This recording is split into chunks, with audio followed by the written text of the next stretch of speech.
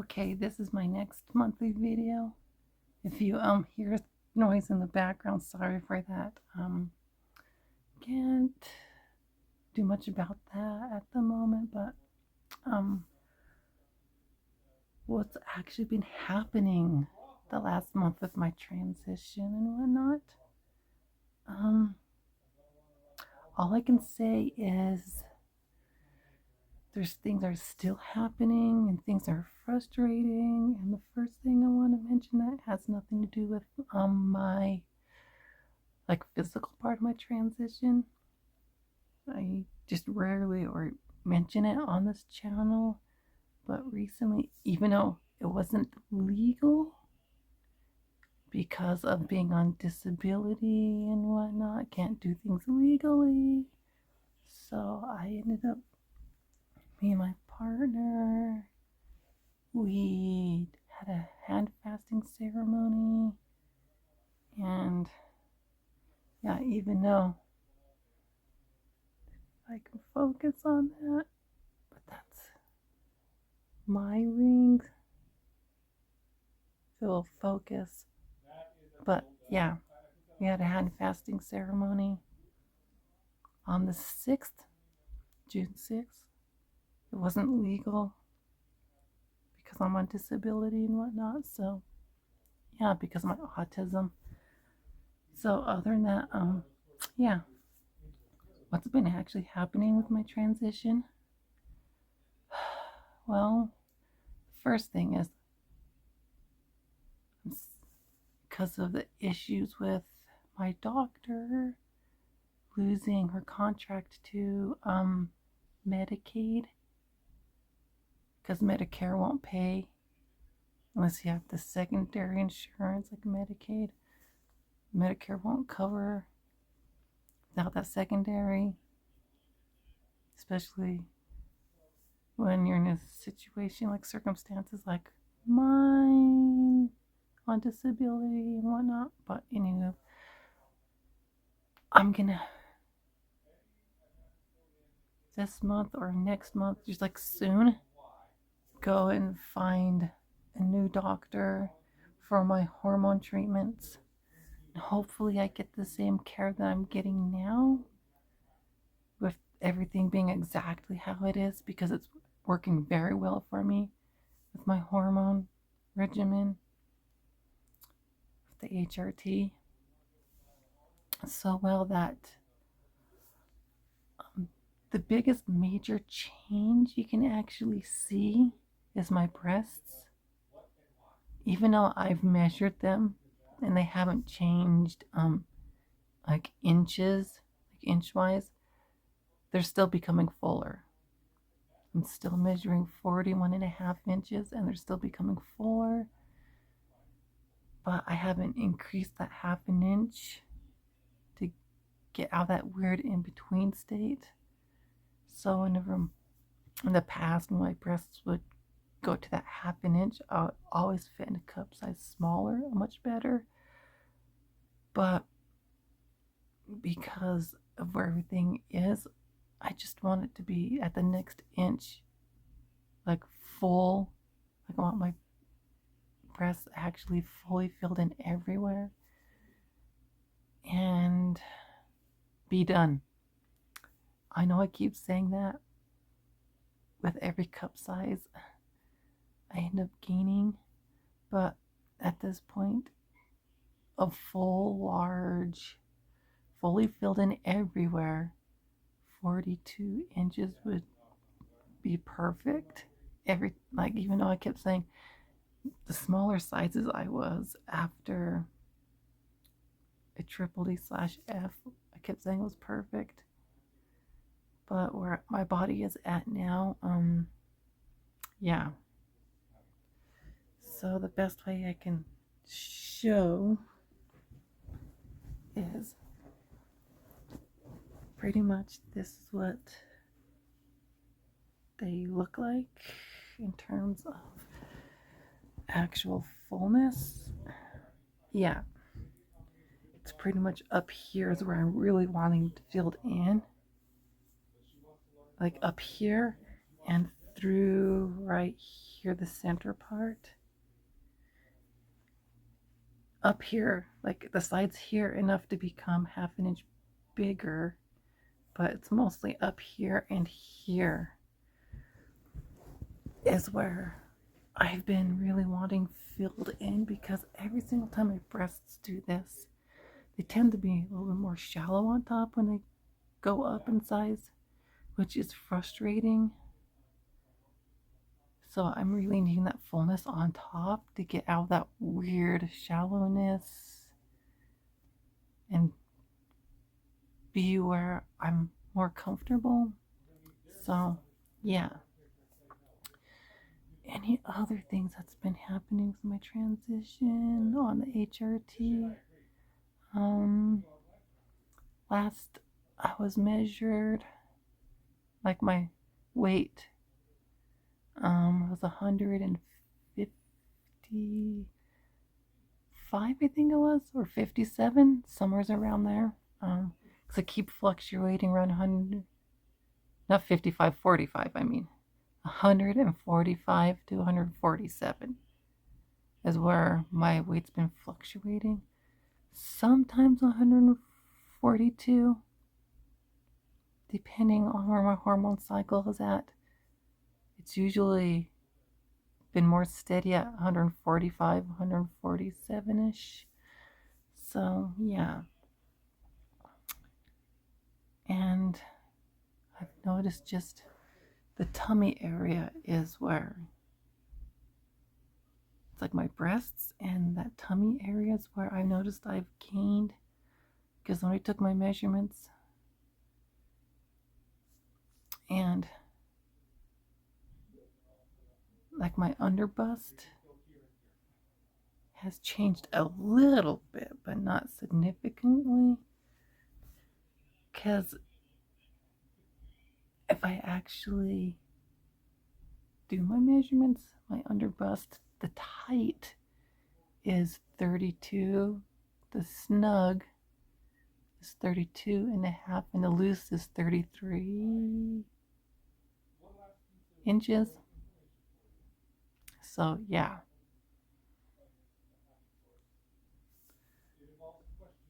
Which I really don't want to gain in the underbust or the waist, but I can't control where weight ends up going.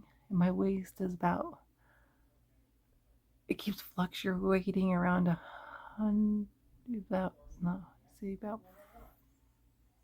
31 to 32 inches. Yeah. And my hips have not changed. They're still 37 inches. So yeah,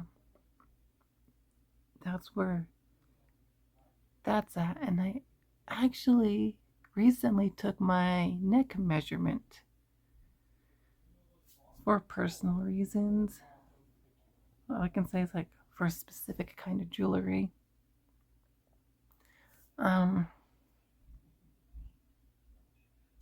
And my neck used to be around 12 inches, but since I gained weight and everything to where I'm at now, my neck is measuring 14. That's the lower part down here next to the shoulders, going around like this. Yeah, the lowest part here. It's 14 inches. So yeah. So some measurements have changed. What's been going on elsewhere with the estrogen cream? I'm still taking it. It seems like the first tube I'm still using, it was supposed to be like 48 days, it was supposed to be, but like on the third month, it seems like, of it, using it. So yeah. It was weird because when I was first using it, it seemed like the tube was going on quicker until I got towards the end of it. So yeah, I have 2 more tubes left of it, And I don't know if I still need it or not, but seems to be helping with my breast growth. So I'd rather just keep using it until I run out and go from there. And hopefully I can get to that goal with my breasts and be done. But trying to get that fullness is so frustrating because you can't predict what's going to happen. So, yeah. And just with the way my body's been reacting down there with the hormone cycle and the estrogen cream, it's like it feels like that laceration is healed. Haven't been really having any pain where the laceration was, so that's good. But dilating, it just at times seems like my vaginal canal is more plump and tighter. And because I wasn't able to use certain toys for like 3 months because that laceration to help with the self-stimulation, to get that body to be comfortable being touched and whatnot. And because how much tighter my vaginal canal feels, I'm still on the orange dilator at the 5th dot. I can't really get it to go any further. My body's at that point where it's done gaining like length in my canal, and it's been that way for over a year. So yeah, it just feels like sometimes it just needs to do that relaxing and stretch when dilating to get that last half inch to the 5th dot. But over the 30 minutes, my body does relax and stretches that part back out. So dilating every other day. But the thing is, I've noticed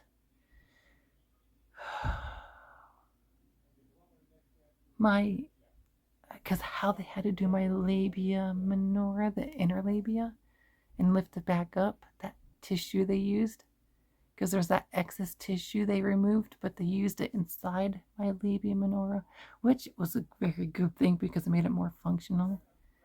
And so, like, sexually swells and whatnot normally and does what it's supposed to and cosmetically looks right, with having significant labia minora. But randomly, with my hormone cycle, which it's not hormonally my time of the month anymore because I usually last from the 15th to around the 24th, somewhere around 6 to 10 days is what it seems like. Seems like this last month it was shorter, around 6 days instead of 10. But it was yesterday around my clitoral area and labia was feeling a little uncomfortable. Then after dilating and took a shower, I noticed it's very swollen down there and it hurts.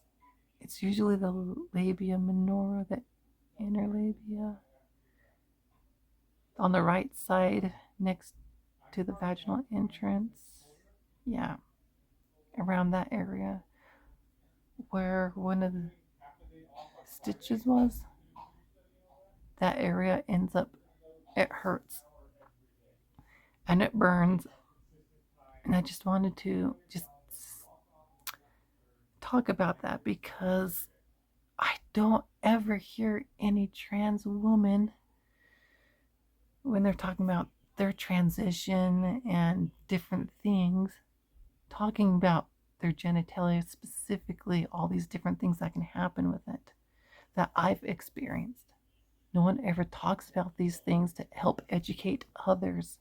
So that's why I'm talking about this right now, because I want others out there to know who's had the surgery or plan on having the surgery, that this can actually happen.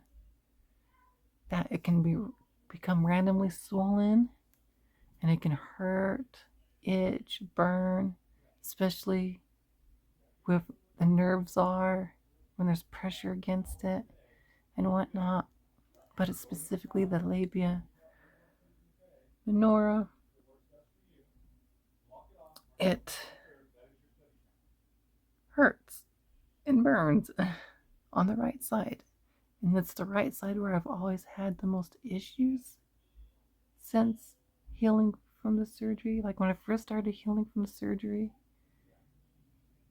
that's one of the spots I had issues with until it healed. And just it becomes this way once in a while. It's not always swollen, but randomly it becomes swollen. I'm trying to figure out why it keeps doing this when it's not hormonally my time of the month, because I've noticed when it's becoming hormonally my time of the month, it does become swollen normally, then the swelling afterwards, but after anywhere from like 6 to 10 days of the cramps and bloating and all the other fun stuff that happens, the swelling goes down. But right now I'm not sure why I'm having this swelling. It's just been random like that for the last 3 or 4 months or so.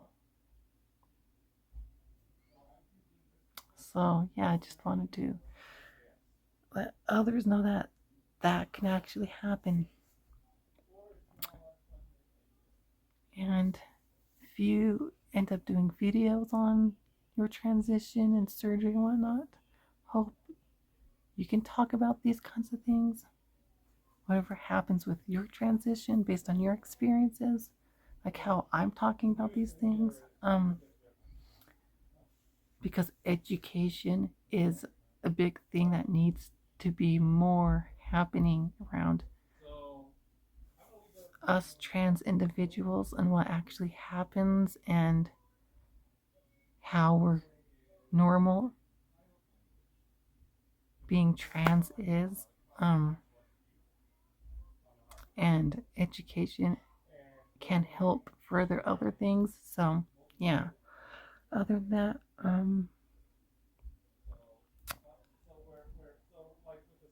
there hasn't been any real significant huge bodily changes from the HRT, but those little things I've talked about. So yeah, we'll see what happens within the next month when I end up getting a new doctor and whatnot.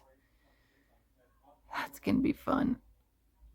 Before my scheduled appointment with who I'm seeing now, so I can get that appointment canceled and get a new doctor and have everything covered through my insurance. So yeah, other than that, I'm still happy with my body, even though down there's extremely swollen. I'd rather have it swollen as a vulva the way it is now than being swollen as what it used to be. Yeah. And I don't regret the surgery. I don't regret any of my transition. I don't regret anything, because recently my genitalia, I can't explain why, but the last week or so, it's felt more perfectly right for my body. It's been feeling more normal, more perfectly right, and I just have that internal sense of it's perfect, it's right. And it just feels 100% perfect for my body. And it's been feeling more that way with having that gender euphoria where it feels just right. That has been happening the last week a lot more. And I won't give that up for anything in this world, because that feeling and being happy with my body is so necessary for my mental health. Except that small dysphoria I get once in a while, which happened a few days ago, where I really wanted to become pregnant. Even though I know I'm not able to, that's the only dysphoria I've ever had since I got healed from the surgery, and the rest of my dysphorias from my body has gone away. That's the only one that's ever stuck. And it sucks having that happen, but it just happens once in a while. And it hurts emotionally, but it's just what my therapist said is just like a cis woman who can't get pregnant. That's pretty much how my body is now. Is like a cis woman who can't get pregnant, is how he explained it. And just have to just deal with it as it comes. So, just dealing with that until it passes. It sucks, but it is what it is. And my fluidity, if you want to know about that, with my fluid sexuality, because I'm a lesbian with a fluid sexuality, that fluidity really has not changed much. It's just still been in that weird state where it's like I'm wanting penetration down there, but I'm not attracted to men, only women and trans women. And those rare occasions where it's sometimes non-binary on the femme side, who either bodies are there biologically or they're transitioning the body that way. But the non-binary part just comes and goes. It's not like they're strictly like those weird attractions that happen, especially on the sexual side, from my body's wanting, craving, and needing. So yeah, so that's pretty much where that's been, which I don't talk about it as much because how fluid it is, because it can be anywhere from minutes, days, weeks, months, years before anything changes. And this last time, it just really hasn't been changing. It's just been there with like that weird in between where I don't feel anything like asexuality, but at the same time, the part where my body wants that penetration, it's just been there. And it's kind of a struggle when your body wants it, but you can't have it the way you want it because I'm on the estrogen cream, plus I don't really have that partner that has, or someone that has the real thing to do that. And using toys isn't 100% relevant right now because the estrogen cream, and yeah.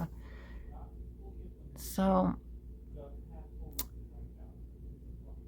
That's what I'm struggling with my sexuality right now. That's the best way I can really describe it. So if anyone has any suggestions, I would appreciate it. If you can comment.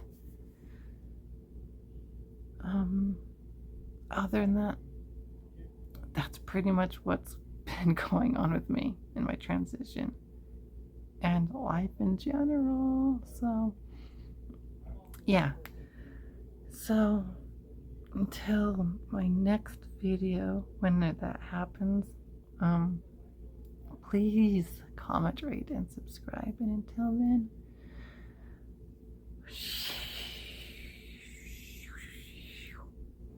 boop, boop, boop.